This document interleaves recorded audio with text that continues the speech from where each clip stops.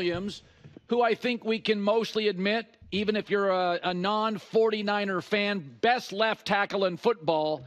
And what we've been saying on this show, I love Brandon Ayuk. You better get Trent Williams back because it's not the same team. This offense is Shanahan, Trent Williams, and Christian McCaffrey in any order. He's coming back. He signed a deal. He's back in the Bay.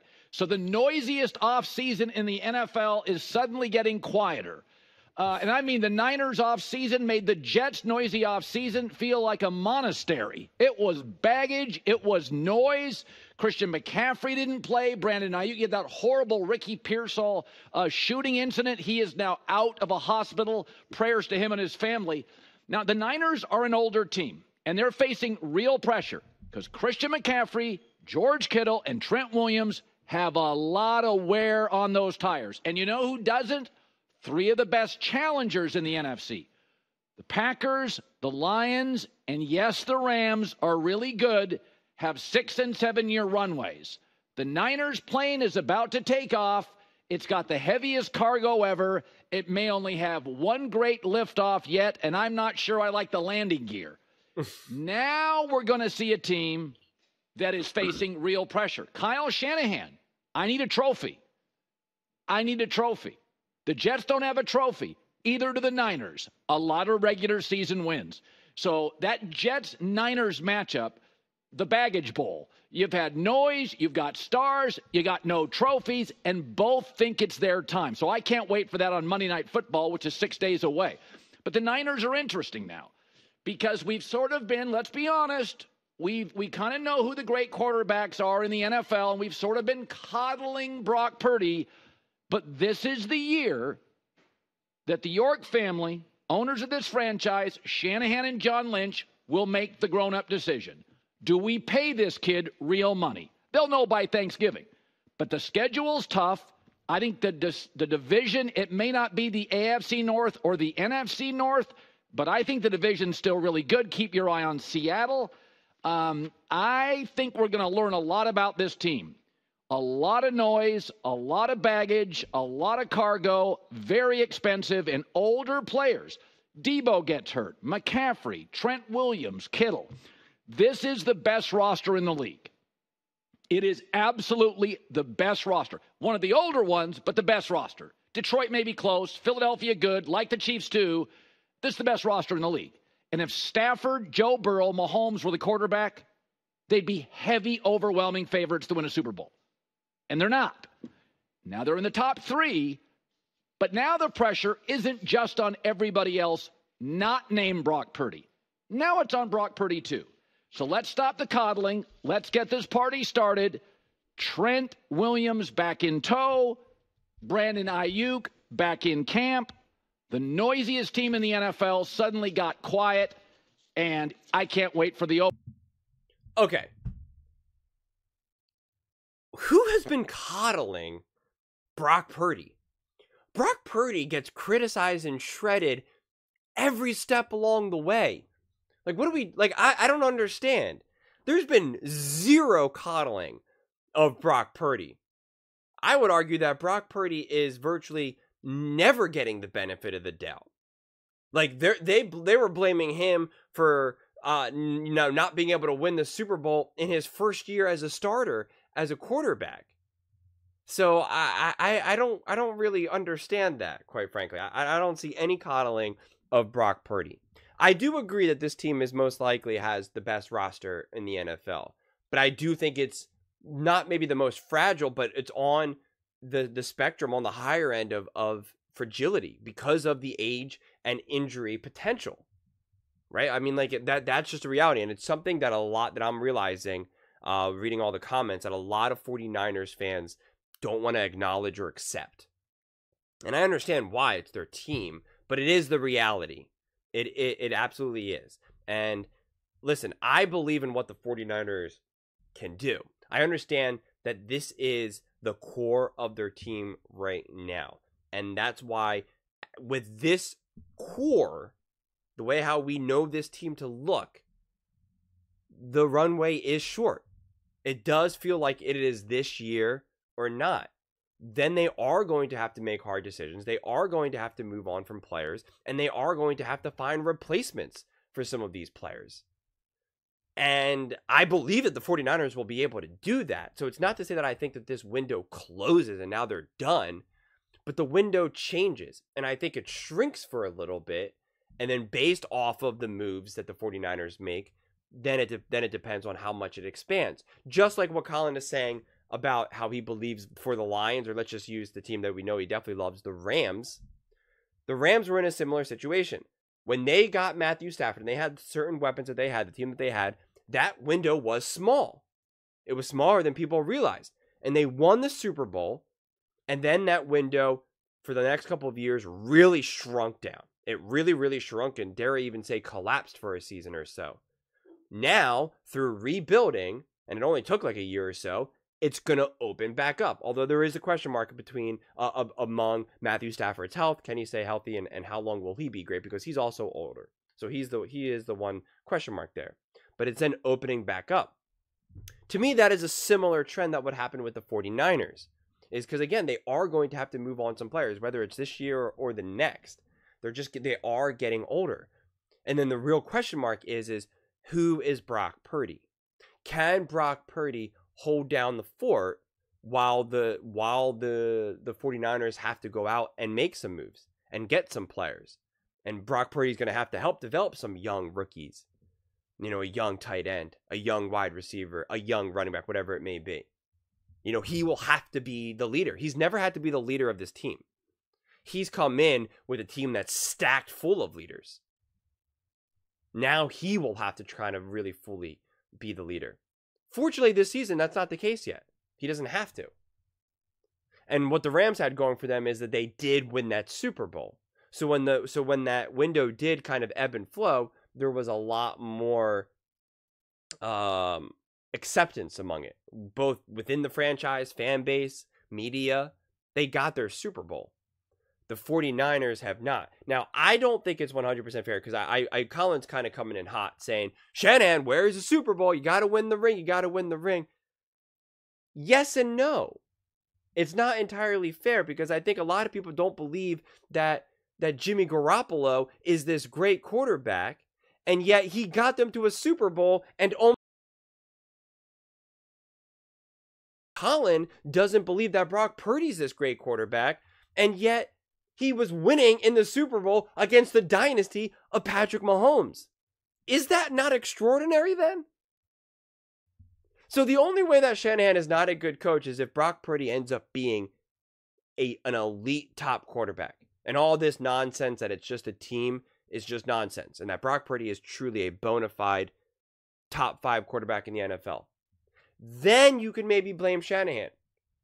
But other than that, I don't think that's really fair. You can't praise Andy Reid for winning Super Bowls with Patrick Mahomes, but then pull down Shanahan for being able to not beat that Andy Reid and Mahomes with a quarterback like Jimmy Garoppolo.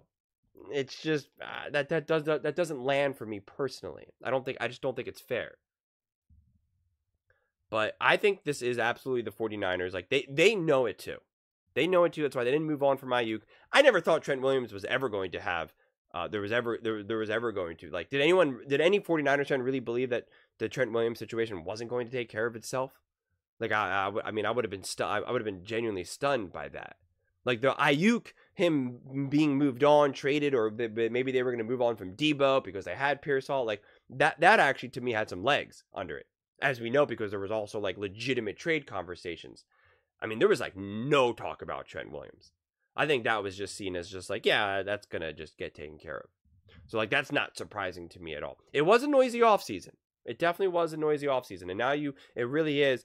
It's both a tragedy and not tragedy with Pearsall, because fortunately it seems like he's going to be 100% okay, at least to my knowledge. He's going to be okay. He's going to make a recovery. It seems like he's going to play this season, which is remarkable. And I wonder, and I was talking about that with someone in the comment section yesterday, is that something that they'll be able to rally behind? Is it going to be distressing? You don't know. You don't know. And I believe they'll be able to rally behind it, but I think it's going to also be distressing to a lot of people as well. So it's going to be interesting to see. I don't think it's going to have this tremendous impact on them outside of potentially of what Pierce Hall was going to be able to deliver for the 49ers this season. But in terms of like the actual event itself, I don't think it's going to have this, like, because again, fortunately, he seems that he's going to be okay. No long-term issues. Again, at least to my knowledge, I'm not 100% sure. So I don't think it should have too devastating. This isn't kind of like a DeMar Hamlin type situation or anything else like that. Fortunately, very fortunate for that. So I think that the 49ers are definitely on a mission. This whole idea that there's going to be this like Super Bowl hangover, any of that type of stuff, I don't believe so. I think the team is ready. But now here is the question mark too. Ends up being Brock Purdy. Because if Brock Purdy has only been able to get away because of his team and Shanahan, I think you can only get away with that for so long. I think if you end up really not being a good quarterback and you're just kind of just getting away because of the team around you and Shanahan and your coaching staff, yeah, you can look good or great or even elite for a season or two, but I don't think you can have a whole career like that. There's just too much ebbs and flows with players year to year. Christian McCaffrey is not the exact same player every single year. Debo's not the exact same player every year. Shanahan is not going to call perfect games every single game, every single year. There's just too many ebbs and flows. And so if that's all the reason why you're successful, I think that will get exposed. Now, I'm going to be very clear. I am not saying that Brock Purdy is going to be exposed or that is the truth. But that's my point, is that to me this year, I think we will potentially finally have a great understanding. Will Brock Purdy take this next level? Because that's also the case. If he's not just been a product of his team and Shanahan, he should be taking a big step forward in his own individual development. And that should be obvious. We should be able to see it very clearly. Whoa, Brock Purdy got better. Whoa, we can no longer say Brock Purdy's only good because of Debo and Ayuk. It's clear he is commanding that offense. It is clear he is executing Shanahan's offense. It is clear he is taking off where Shanahan is leaving. Shanahan's giving him more freedom. He's giving him more of an ability to lead that offense. Like, it'll be very obvious. If it's the same as we see in the last couple years, it's not the worst thing. To me, it would show that Brock Purdy is a really good quarterback, an even great quarterback, but not an elite quarterback. And I think people, when they see this roster, they're like, if they can just have a great to an elite quarterback, it's a wrap. Who could possibly stop the 49ers? And Brock Purdy continues to be that quarterback that people just question. And yeah, I wonder, I was about to say, and it's up to him to kind of change that, but I don't know if it is. Honestly, I don't know if it is in Brock Purdy's hands, because a lot of people seem to have already made up his mind. I mean, I feel like that the 49ers can go win 14 games and win the Super Bowl, and Brock Purdy could be balling out, but they would still say, well, look at that roster. Look at that team. Look at Shanahan. So I don't know what it would take, but I do think we can learn.